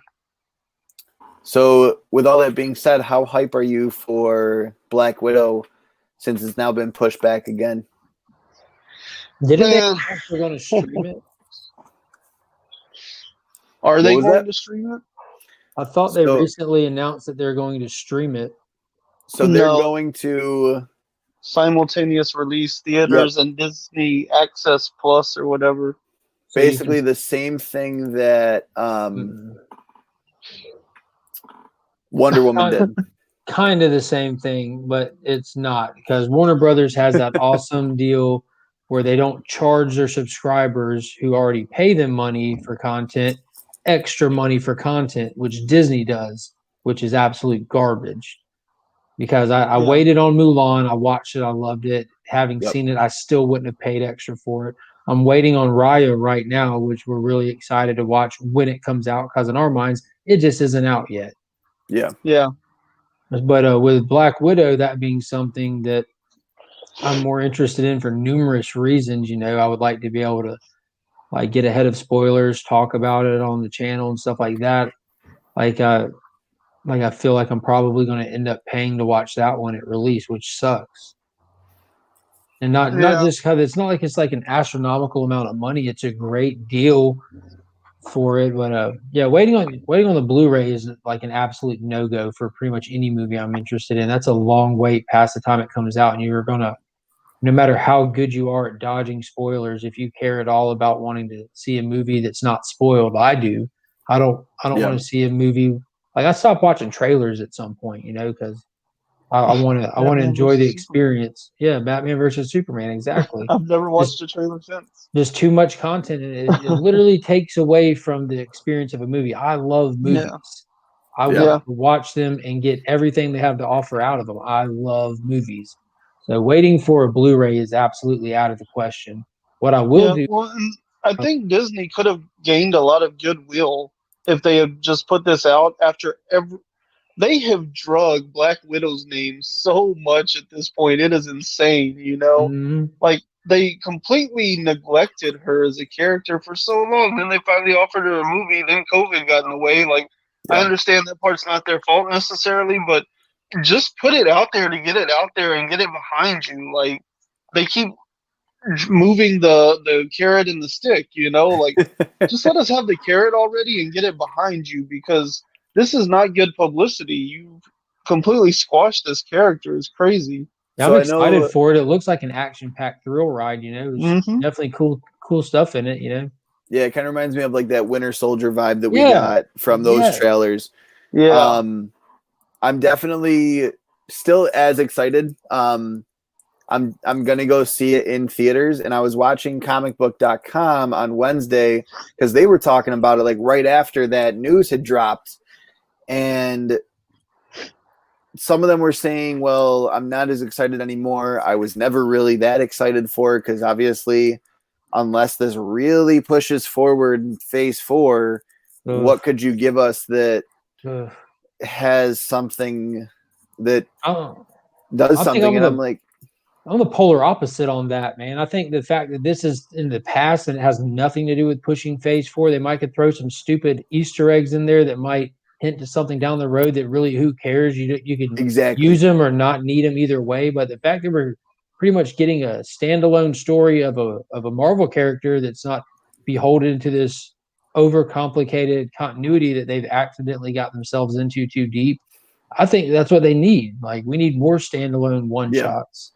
I honestly think that because the MCU is so saturated at this point, and not in a bad way, not saying that they did wrong by the MCU, not saying that I wish that the MCU didn't exist, but one-shot comics have their place. So Yes, they do. one-shot movies are going to have their place in the MCU, and I'm hoping that Black Widow does move a new character into that place, like Yelena Belova, but it doesn't have to. It's something Mm-mm. that would just be a phenomenal movie by itself, one that just talks about Black Widow, shows off how badass she is, shows off how badass her team is, and then kind of fades into the night. That would be Mhm. perfectly fine by me. Yeah, I think like with Captain Marvel, if you watch it or never watch it, it doesn't change your experience watching every other one that kind of just like you said moves the ongoing continuity forward. Yeah. Yeah, this is the same scenario. You have more room to play with here. And I think it gets tiresome. I don't know, not necessarily tiresome, but it just gets old. It gets to the point where I feel like I'm just watching the same story, like next chapter and the same thing, the next chapter. Like when the first time I watched Spider-Man Far From Home, I immediately went and pulled the Amazing Spider-Man movie out and rewatched it. I'm like, I need a Spider-Man movie, just yeah. just a Spider-Man movie, like just a Spider-Man movie. I don't need to hear about Tony Stark. I don't need all this stuff in here. I just long for those individual movies. I think that's why I like the old stuff so much because you're just, if I'm reading a Fantastic Four book, I'm reading it for Fantastic Four. And I like that. Definitely. And I think Ryan, you were the one that mentioned like the opportunity that they have with the streaming platform to let those be like your individuals. Those are your actual issues. That's your comic, and those are your issues each episode. But then your movies you can use as your events. Yeah. Yeah. Make that the spectacle. Honestly, it's if they continue to go this route, that's what would be perfect to see is the events or the like you said, the issues kind of being portrayed here on the streaming service and the overarching Yeah, like I mean, you're Secret gonna get like Wars, all of your Battle World. character development. Yeah. They're gonna put that all in series, so they just like develops all the way through, and then the movies are gonna turn into like these maybe like 10 to 15 minute like act one, and then boom, you're into act two, and it's just straight action and spectacle, and then you get like a 15-minute act three at the end, and it's just like Yeah. straight action all between, no character development, kind of like the Defenders, like they all kind of developed all those characters and then they tossed them together in that one little mini series, and you didn't need to do a ton of development. You could just do like team building and fun action stuff. Well, I don't know if the Defenders are the best ones to Oh no, use I'm for not that. saying But they executed it perfectly, but that's the opportunity they had, was to do like just oh like yeah, 6 like over the top issues, where all these characters are already established. Like that's what they should have done with them, but so Comicade says I would totally enjoy that as a way of producing content, smaller events on the streaming service, and the big movie events. I think that would be an incredible and the right way to go about doing this. Honestly, I think we're gonna see how that all plays out when it comes to Doctor Strange and the Multiverse of Madness. I think that's going to be one of the very first times that we're going to see how did this tie into this. The show springboard to the movie. Yeah. Mm-hmm. And I'm willing to bet. This is just me now. I'm willing to bet that the only tie or springboard that you see is that after credit scene of Wanda astral projecting. oh, for sure. Because it really just felt like it was really, really contained. Yeah. Not in a bad way or anything, but what's crazy is I'm sitting here I was just expecting so much connected threads in the initial run through. I'm like, man, where was all this stuff that we were all expecting? But looking back on it, like that whole hindsight thing, it was such a well contained story. Definitely. And there was a lot of nightmare stuff going on in there. There was a Grim Reaper reference. Designed as a vehicle for character development for Wanda. Like that way they could start Multiverse of Madness with the Wanda that they need and not the one that they had at the end of Endgame, Yeah, could you imagine? But by the end of Endgame, we really had no reason to assume that she was still broken and beat up. I mean, you saw her in that one scene, like where she's like, "You've taken everything from me," and then that's all you ever see of her. Yeah. Like, but when you're face to face with that person and you have abilities, that's kind of like probably where you would go. I mean, we saw her directly after that, telling other characters, "You're not alone," and like standing side by side and rallying. So we had really no reason to assume she was on the verge of a mental breakdown until they told us. No. Yeah.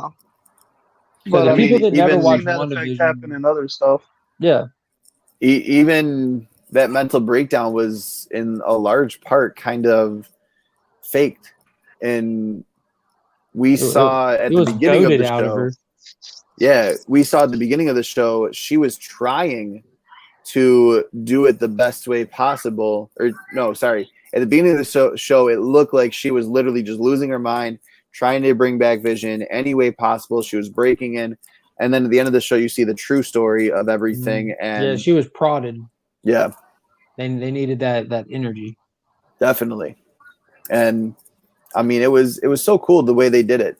What's up, Hidden Gem Comics? So Hidden Gem is one of the guys that I did for the hashtag Grow Together movement. We're trying to get him up to 300 subscribers. Hidden Gem, I'm not sure. I haven't checked your subscriber count in a little while. Like this week, I should say, because it's only been a little while since the videos came out. I'm hoping that you have grown to at least a good amount past where you were. I'd love to see you grow well past 300. So I'm glad to see that you're here. Thank you for joining us. But yeah, and I think the biggest thing with Black Widow, going back to that, is Kevin Feige. he was very adamant that he does not want to release these movies onto a streaming service. The movies should be separate. And I think that's in large part he agrees that fans shouldn't have to pay $30.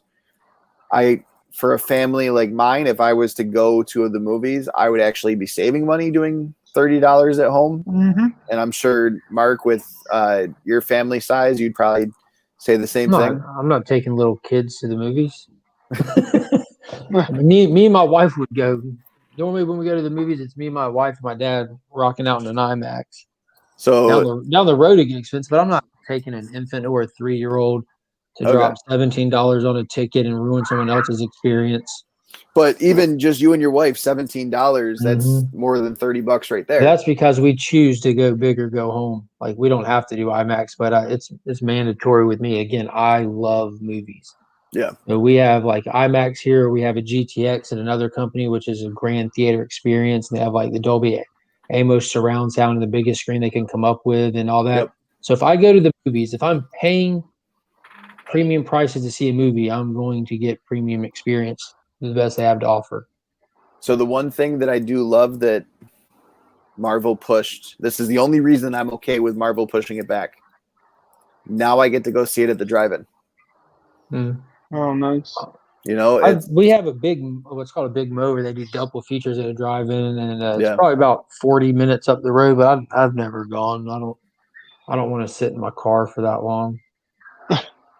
I'm serious. I don't like what if I don't get a good view, or I don't know.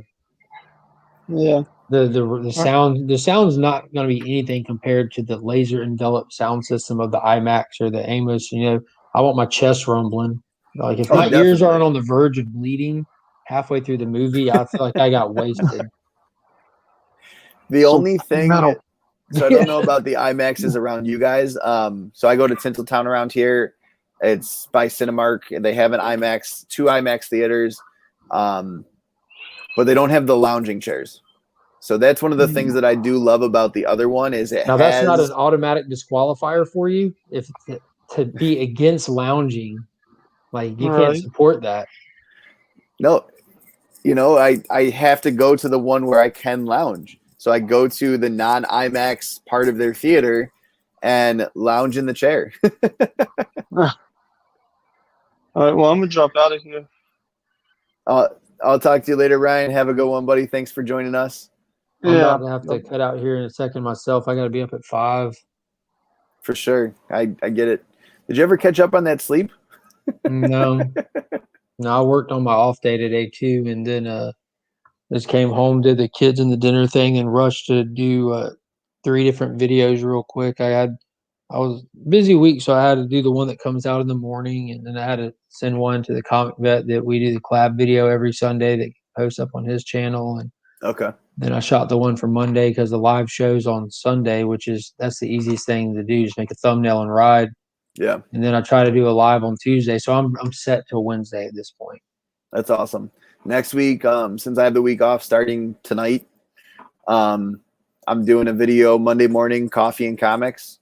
I'm doing a video Wednesday afternoon, just new comic book day haul, talking about new books, what I'd like to see comic books go, like different stories go to. I think we're going to get the last, or not yet. I think it's not next week, but the week after, the last issue of this new Spider-Man suit.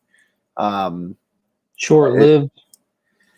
I think it's short-lived for a reason. Obviously, I haven't read the second part of it yet. I heard someone say like he suited up because he's something that has to do with the battle with the Kingpin that he's doing or something. I haven't been reading it. Which is cool. I like him having he's only had like one suit that he actually changed, into the black suit. But it's cool him having like all these specialty suits, not like he has a basement like Iron Man, but it's cool seeing him come and go. When you have a character as long standing as Spider-Man, you got to do stuff like that. Let it be fun. And for this one, it was basically he was running out of money, and someone said, "We have this suit, and we'd pay you to wear it, and it has these different abilities.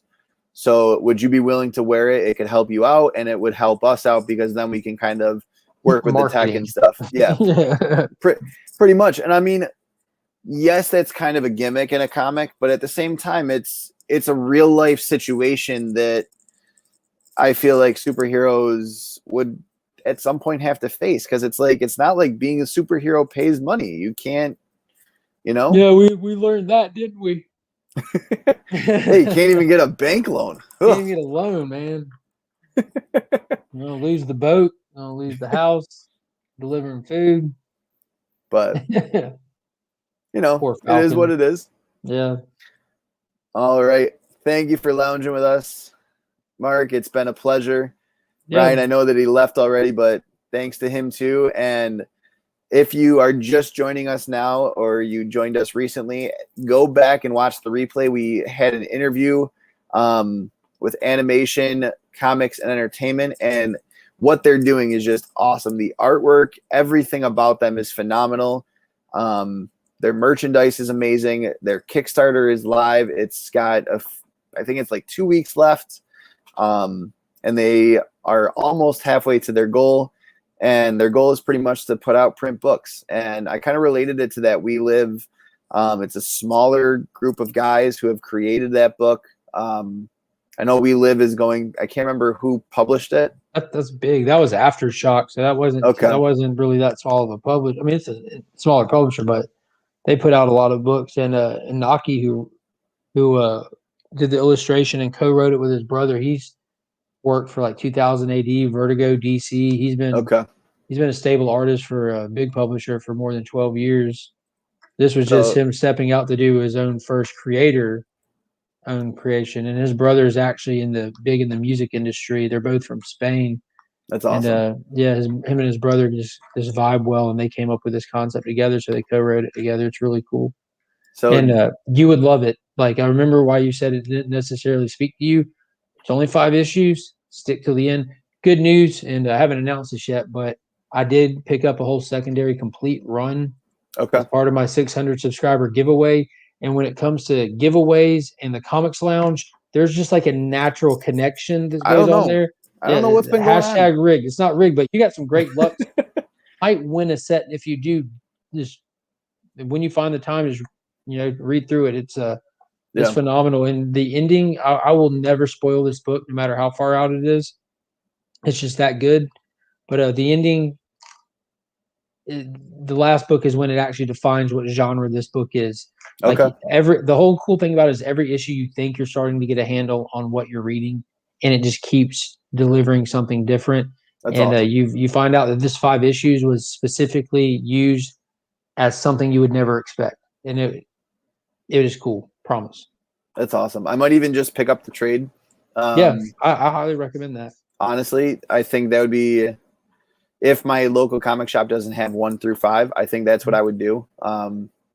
I'll definitely look on previews and see if I can still get 1 through 5 first prints.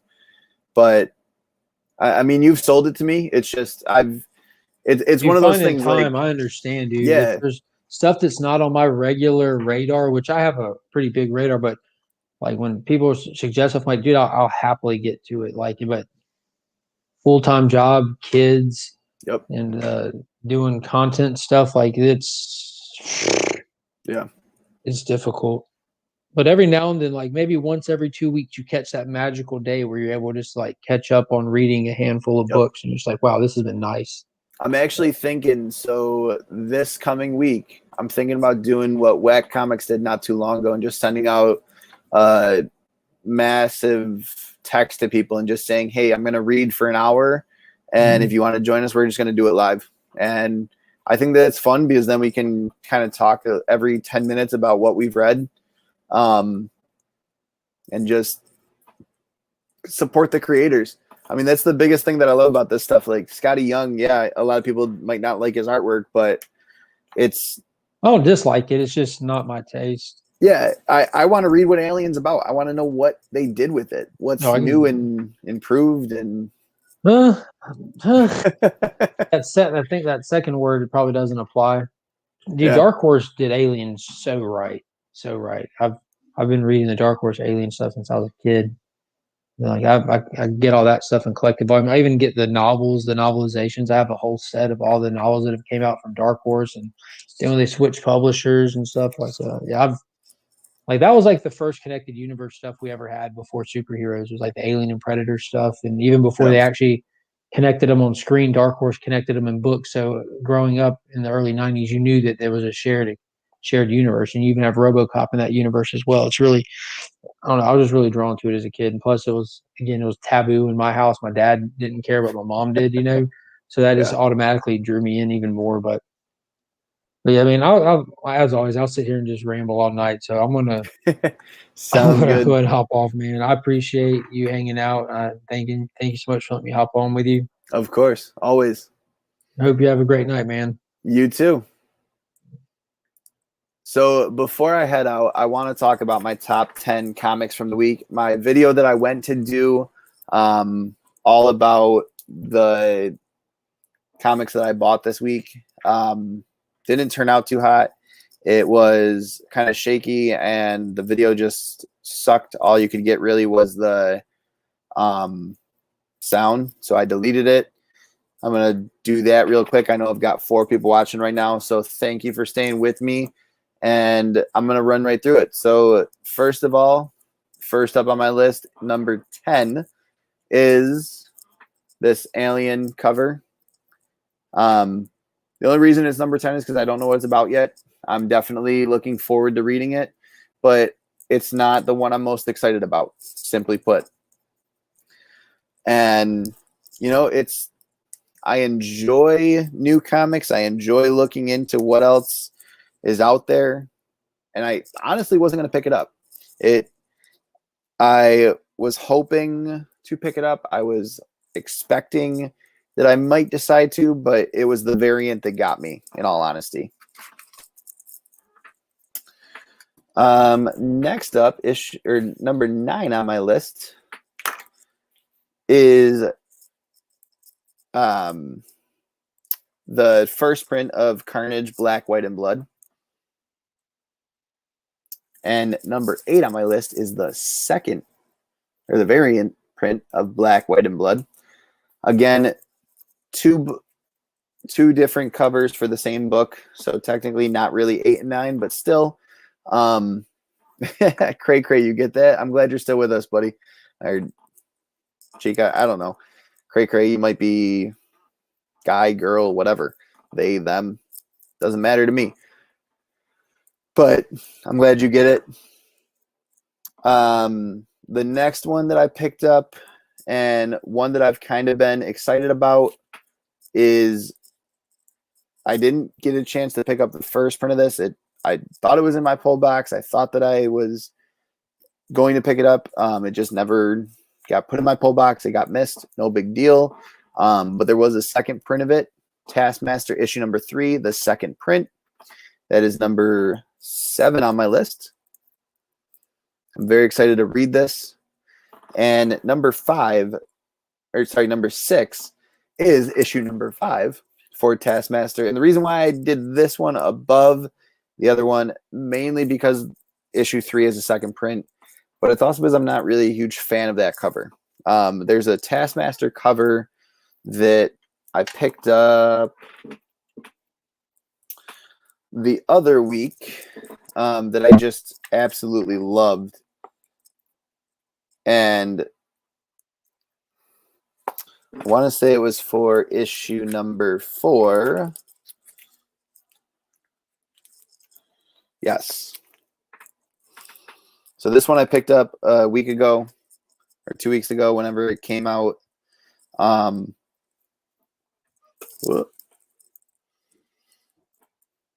would have been number 1 on my list 2 weeks ago. Simply because, that cover is just phenomenal. But issue number 5, this cover, again, is a really cool cover. I can't wait to see what 3, 4, and 5 are all about. I held off on reading issue number 4 until I was able to pick up issue number 3, so that way I didn't get lost in the story. And I also I love reading comics in print. That's just the way it is. Number 5 on my list is Harley Quinn, Let the Healing Begin. And I mean, the artwork in this is totally different, but I'm really excited to read this book. I'm really excited for my wife to read this book. It's a cool cover. I definitely love what they've been doing with the Harley Quinn title lately. And I'm very excited to kind of dive into more of this, especially it being an Infinite Frontier tie-in. Don't know too much about that, but it's cool. It's one of those books where I'm excited about it, and I'm looking forward to where they take Harley after all of this. So that's why I put it at number 5. Number 4 is Savage Avengers number 19. And I talked about this in that video. I picked this up simply because of the Conan variant, the Conan tie-in to all of this. Obviously, Conan is part of the Savage Avengers, but him being on the cover and the Grow Together movement starting this week with Gary B kind of announcing it, and then my video coming out Monday.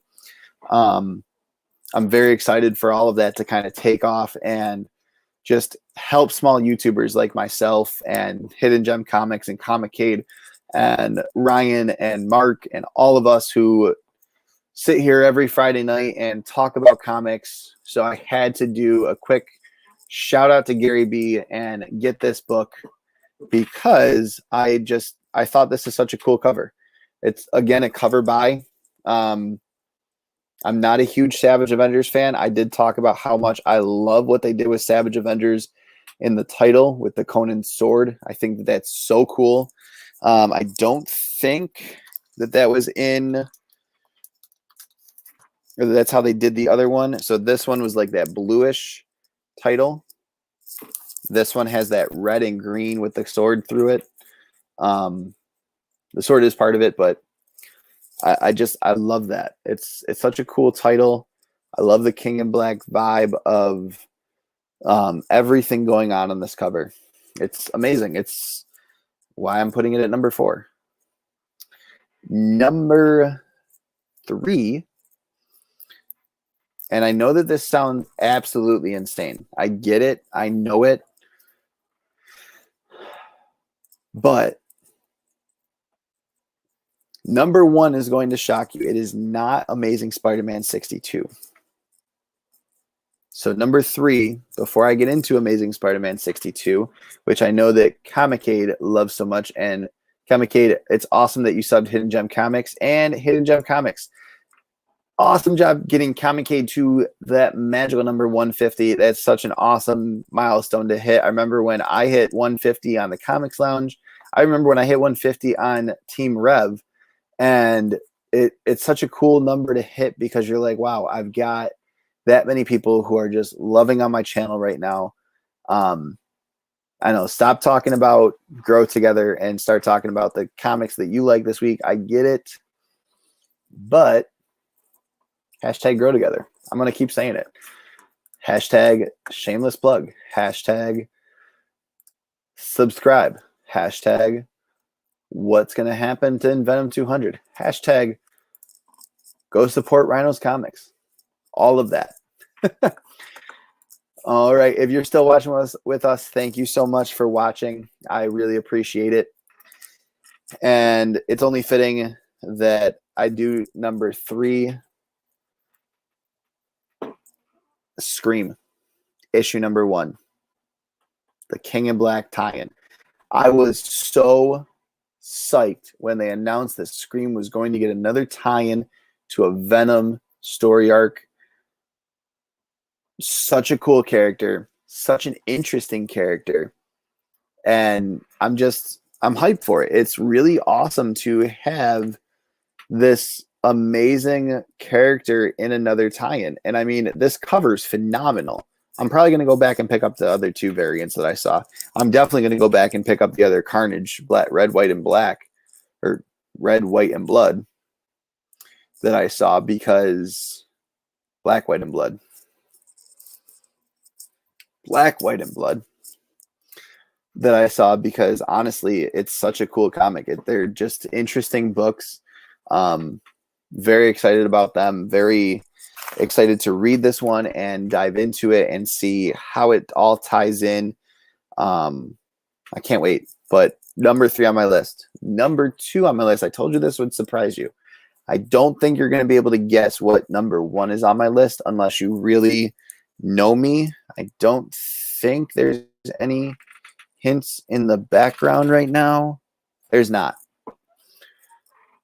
So, number 2 on my list, number 2, not issue 2, but it is actually a part 2, was a cover buy. I was not planning on buying this cover, but I am definitely a huge fan of this cover because of the 2 characters that are on it. It is Amazing Spider-Man 62. So it's only fitting that 62, part 2 of all of this, is my issue 2, or my number 2 for this week. Boomerang and Spider-Man are just 2 really cool characters in the Amazing Spider-Man comics. I have a lot of Boomerang covers. And that Spider-Man suit, I know a lot of people are really upset about it, really don't like it. I can't wait to see what they do with it in this issue. I'm very excited to see where it all goes. That's why I put it at number 2. I know a lot of people might not agree with me. I know that this is not very DC heavy. I've got 1 comic out of all 10 that are DC. I did like Superman, but I'm not going to buy that Superman cover just to buy that Superman cover. He's not a character that I would ever think about buying unless I really, really, really love the cover. So yes, that cover I almost did pick as one of my top 10s to pick out this week, but I did not. I couldn't.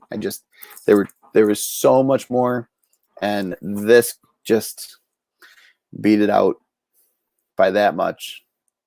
I had to pick up this book. Number 1 on my list, and this is a biggie. This is one that I was really excited about picking up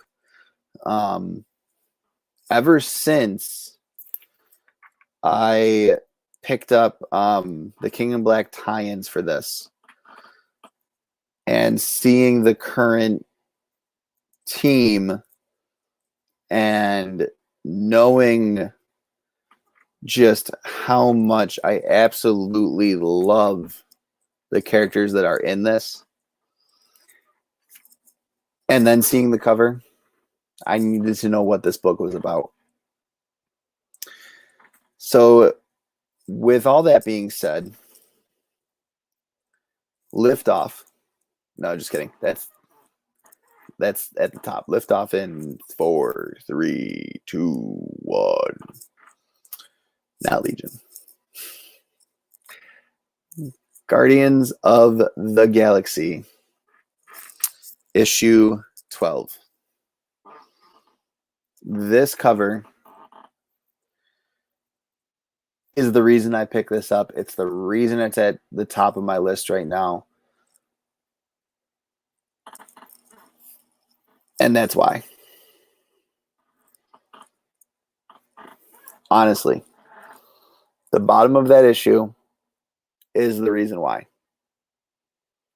I'm very excited to see and very curious to see why Nova's helmet is broken and why it's laying on the ground.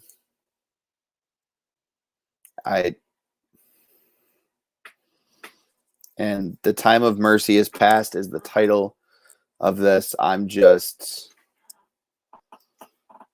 very curious to see where it all goes from here. Issue 11 and 10, or issue 10 and 11 were phenomenal. And as you guys know, Nova issue 1, it's hiding back there right now, is my oldest and one of my most prized slabs. It just is. It's one of the slabs that I'll never sell. I can't wait for him to have his own movie. I can't wait for him to be on the big screen. I can't wait for him to be in a Disney Plus show if that's what they do with him. I want to see Richard Rider done properly. And I was a little upset that he wasn't in Infinity War and Endgame, but I also thought that wasn't probably the best way to introduce him anyways. So honestly,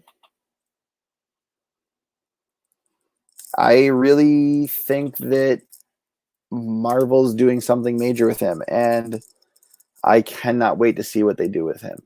I am really excited to see where all of that goes.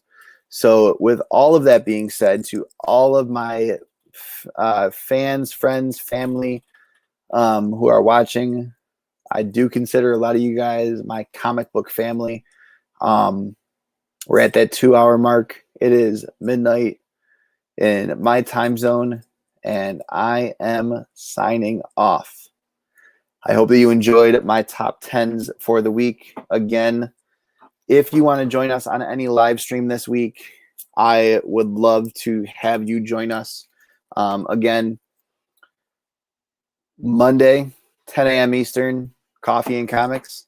Wednesday, I think I'm going to do 1 p.m. I think that'll give me enough time to go to the comic book store, eat, and hop on to talk about new comics. I know that I'm definitely picking up the new Flash. I can't wait to talk about that one with you guys on Wednesday. That's probably going to be my main focus, so I'm going to need some time to read that and dive into it.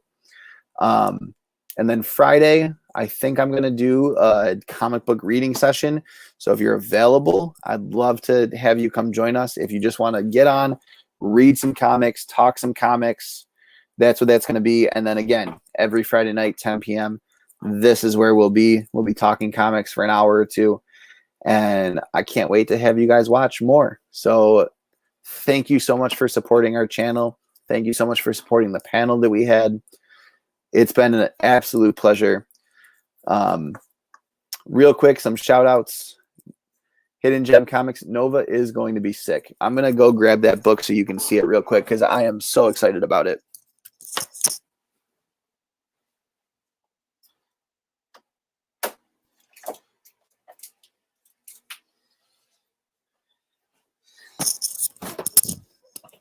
Like I said, this is one of my most prized comics. I want to have a whole first run if possible. Not whole, but probably issues like 1 through 20, I think would be great to have in my personal collection. This is an 8.0. I would love to trade it up, but that's not going to be something that I'm concerned about, I guess is the best way to put it. 8 or higher is my rule. Unless it's like unless it's older than the 70s, 8 or higher. This obviously came out September of 1976. This is my oldest slabbed comic. It's not my oldest comic, I don't think. But again, I picked this up in an auction. I won it. It was valued at the time at $110 at an 8.0. I haven't checked it. I love this book too. I picked it up, and I think this is going to shock you. I picked it up for $66. It was an auction win at my local comic shop right at the beginning of COVID, I believe it was, or just before it started. And honestly, sorry, I'm trying to do this without putting the glare on it. I'm kind of shocked that it's not higher. It's a pretty clean cover. There are, I believe, nope, that's meant to be there. I would love to see the grader notes and talk to Mike about it and see if it would be worth to press and clean it a little bit. The back cover I know is where it really gets it. So I'll show you that real quick. If you can see right along the edge there, there's some color break, some dirtiness that kind of brings down that value. Sorry, again, I'm trying to do it without the glare. And then also over here on this side, you can kind of see it better that way. So that's what kind of brings it down. And then obviously the pages are off-white to white. So again, it's one of my absolute most prized, hell of a pickup books that I've ever gotten. I love it too, Mikey. It keeps eluding you. It will fall when it falls. It will do you great. In all honesty, I wasn't planning on picking this book up. Honestly, it was a spur of the moment. I was like, I need Nova. I love that character. I've picked up a lot of his newer stuff. I would love to have his original comic in my hands.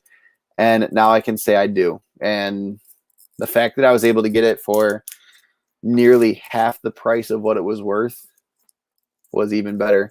If there are notes, you can purchase for $5 from CGC. And again, that would be an investment for me in this book. I would definitely, before I purchase those notes, talk to Mike and Chet, the guy who presses my books. Mike where is he? I thought I had an overlay for Retro Recollectibles, but that is who presses my books, and actually has a great website called sellingcomics.com. I would definitely go check it out if you ever want to get some new comics. He has some really awesome ones, and it's definitely worth looking into new comics, new sites. So there it is, Selling Comics. There's a February flash sale. Obviously, that's over. But he was the one who I actually got my issue of Moon Knight from. So these 3 issues, Moon Knight 12, The Vision and the Scarlet Witch, number 3 for $1, and then the Amazing Spider-Man giant-sized annual from 1987, issue 21. I picked that up from him as well. So he was part of that sidewalk sale that I was really excited to go to last weekend. So if you ever want to look into some of this, this is also the guy who did